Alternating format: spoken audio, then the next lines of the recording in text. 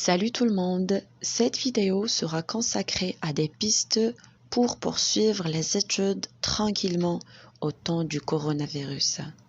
Ça concerne les parents, les tuteurs et les enseignants, bref, tout le monde. Suivez la vidéo. Alors que les populations du monde entier prennent des précautions pour se protéger et protéger leurs familles et leur communauté de la maladie à coronavirus, il est important que les enfants puissent poursuivre leurs apprentissages, et ce, dans un environnement accueillant, respectueux et solidaire envers tout.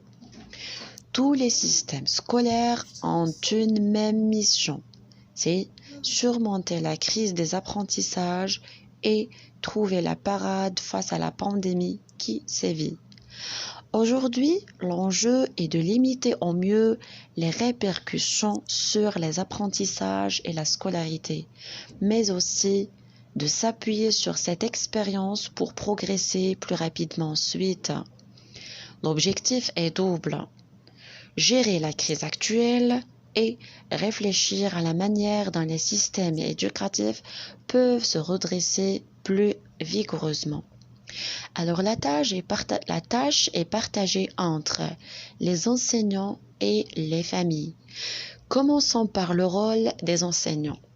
Chers enseignants, soyez à l'écoute des inquiétudes des enfants et veillez à répondre à leurs questions d'une manière adaptée à leur âge.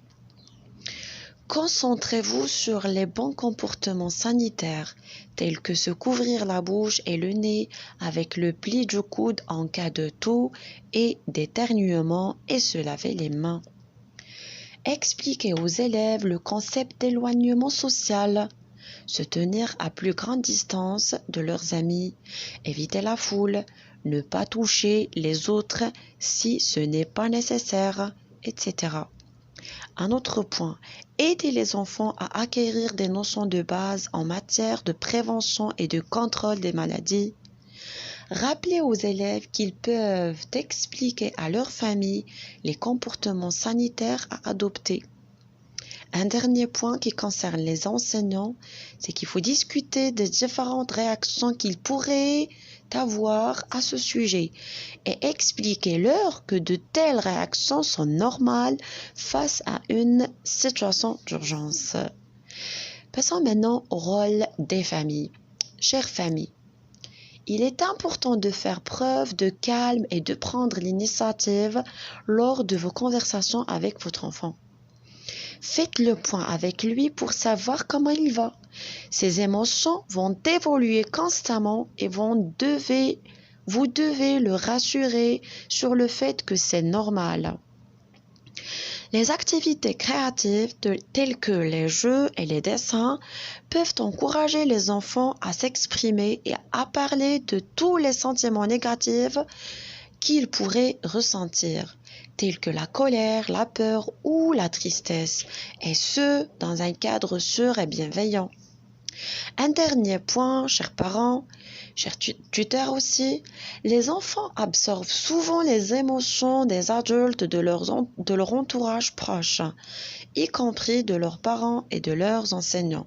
Pour cette raison, il est donc important que vous arriviez à gérer correctement vos propres émotions et à rester calme et être à l'écoute des inquiétudes de votre enfant et à lui parler gentiment et à le rassurer. Je vous espère bonne chance, chers parents, tuteurs et enseignants. J'espère que la vidéo était très claire et va vous donner de l'énergie positive. N'oubliez pas de vous abonner. Merci.